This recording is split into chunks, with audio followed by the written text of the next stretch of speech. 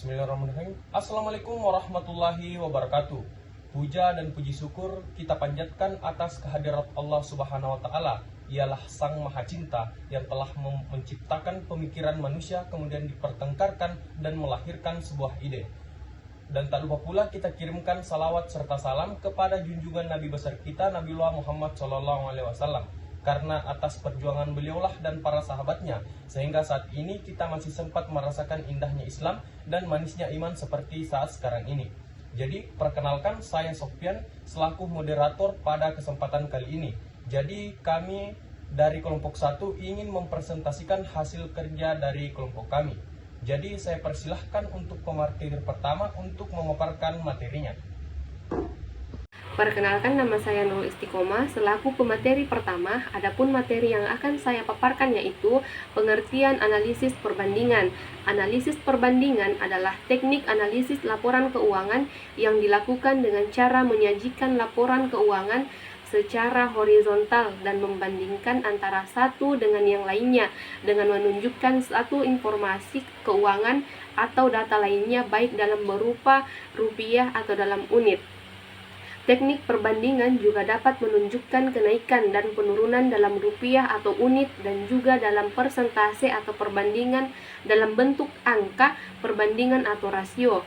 Analisis perbandingan laporan keuangan merupakan analisis vertikal dan horizontal yang membandingkan antara setiap pos-pos yang sama dalam laporan keuangan untuk periode beberapa tahun, sehingga dapat diketahui perkembangan atau tren atau kecenderungannya. Yang diperbandingkan adalah hasil penilaian yang diperoleh dari kinerja perusahaan selama beberapa tahun. Secara umum, hasil analisis perbandingan laporan keuangan dapat ditunjukkan dalam beberapa bentuk. Yang pertama, jumlah dalam rupiah. Yang kedua, jumlah penurunan dalam rupiah. Ketiga, jumlah kenaikan dalam rupiah. Yang keempat, perbandingan dalam persen. Yang kelima, perbandingan dalam bentuk rasio. Perbandingan antar pos laporan dapat dilakukan melalui pertama, perbandingan dalam 2 atau beberapa tahun atau horizontal, misalnya laporan keuangan tahun 1996 dibandingkan dengan laporan keuangan tahun berikutnya, dan seterusnya. Yang kedua, perbandingan dengan perusahaan yang dianggap terbaik. Yang ketiga, perbandingan dengan angka-angka standar industri yang berlaku atau industrial normal. Di Indonesia, standar ini belum ditetapkan. Di Amerika, beberapa perusahaan mengkhususkan diri atau mensuplai informasi rasio ini, misalnya Moody's, Standard dan Poor's dan lain-lain. Yang keempat, perbandingan dengan budget atau anggaran. Yang kelima, perbandingan dengan bagian, divisi atau seksi yang dalam satu perusahaan. Adapun tujuan dan manfaat analisis perbandingan laporan keuangan, tujuannya dilakukan perbandingan laporan keuangan perusahaan tersebut adalah sebagai berikut.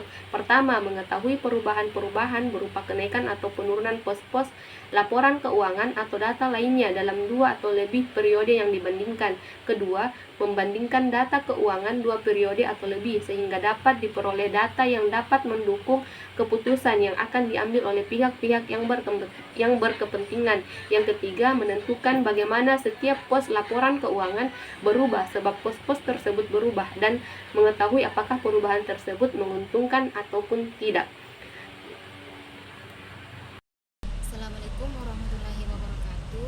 Perkenalkan, nama saya Nur Hayati, sekaligus pemateri ketiga, di mana materi yang di sini saya akan membahas mengenai manfaat laporan keuangan dan pengertian analisis tren.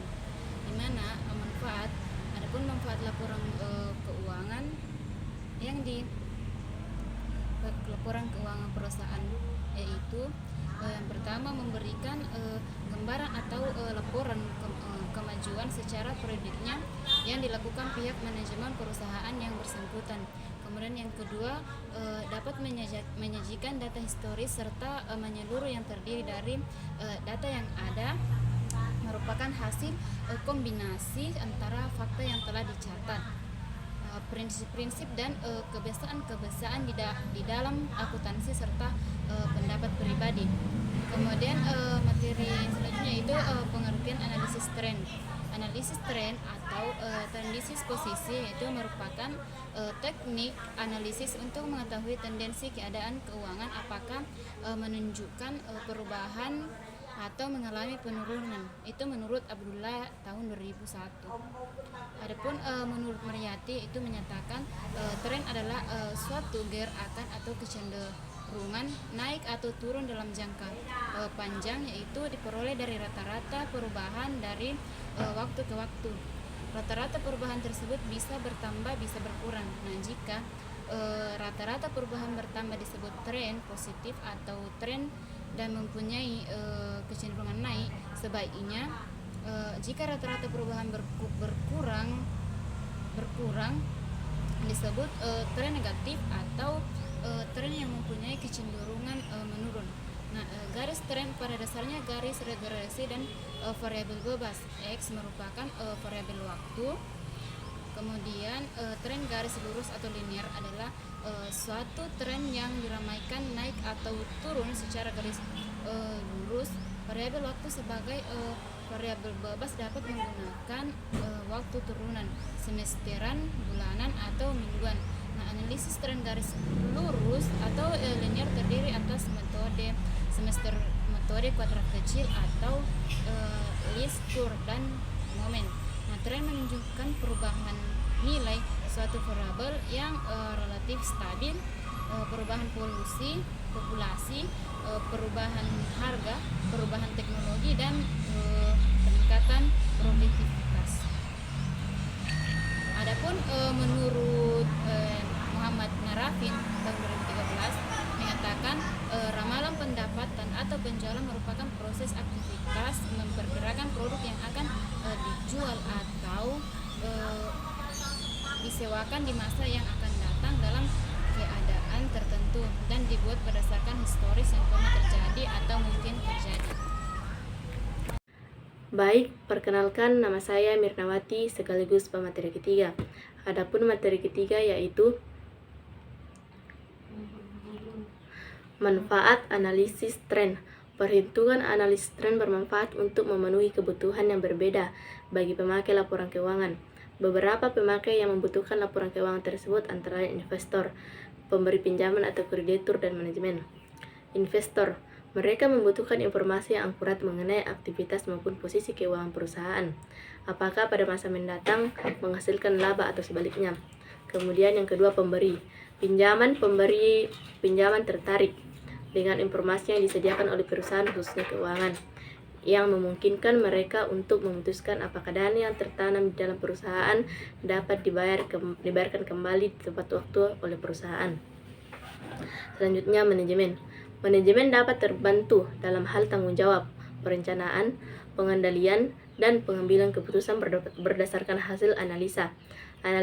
Analisa tren ini bermanfaat untuk menilai situasi tren perusahaan yang telah lalu serta dapat memprediksi tren perusahaan di masa yang akan datang berdasarkan garis tren yang sudah terjadi itu. Yang ketiga, perhitungan tren. Hasil perhitungan tren dapat ditujukan dalam bentuk presentasi atau indeks. Perhitungan tren dapat bentuk presentasi dan indeks dan dapat dijelaskan sebagai berikut. Yang pertama, tren dalam bentuk presentasi. Tren dalam bentuk presentasi dihitung dengan memilih tahun pertama sebagai dasar perbandingan atau sebagai tahun dasarnya. Menurut Jiwarto, tahun dasar menurut Yusuf adalah tahun pertama dari seluruh periode yang dianalisis. Misalnya, kita mengadakan analisis tren untuk periode tahun 2005, 2006, 2007, 2008, 2009, maka tahun yang dijadikan dasar adalah tahun 2005. Tahun dasar ini diberikan angka 100%. Data tahun-tahun lainnya dibandingkan dengan data dasar tersebut dalam menentukan tahun dasar seperti dikemukakan harapan. Harpap ditentukan dengan melihat arti suatu tahun, bisa tahun pendirian, tahun perubahan, atau regonasi, dan tahun bersejarah lainnya. Kedua, tren dalam bentuk indeks. Di samping dalam bentuk presentasi, juga dapat dilakukan perhitungan kecenderungan dalam bentuk indeks menurut Yusuf. Pada prinsipnya adalah sama kecuali tidak dikali dengan 100%. Tahun dasar ditetapkan sebagai angka 1. Data tahun lainnya dibandingkan dengan data tahun dasar. Hasil perhitungan tren dapat ditujukan dalam bentuk presentasi atau indeks. Menurut S. Munawir, ada beberapa langkah untuk melakukan analisis tren. Ini adalah sebagai berikut. Menentukan tahun dasar. Biasanya data atau laporan keuangan dari tahun yang paling awal dalam deretan laporan keuangan yang dianalisis tersebut dianggap sebagai tahun dasar.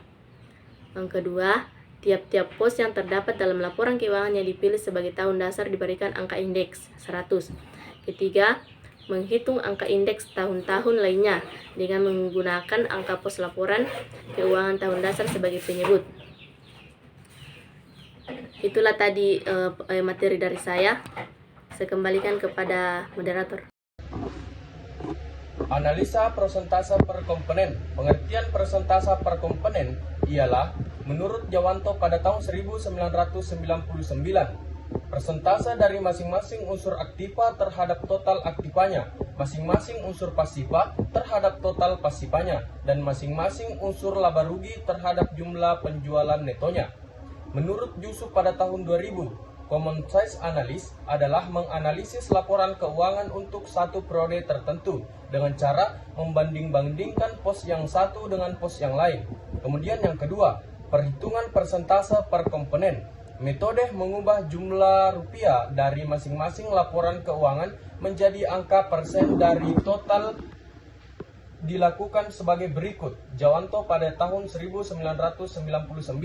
Yang pertama, nyatakan total aktiva, total pasiva atau total utang plus modal sendiri dan jumlah penjualan neto dengan 100%.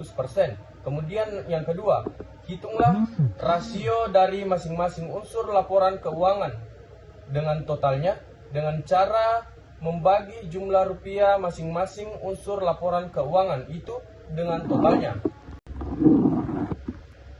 Next, selanjutnya yang ketiga, evaluasi persentase per komponen.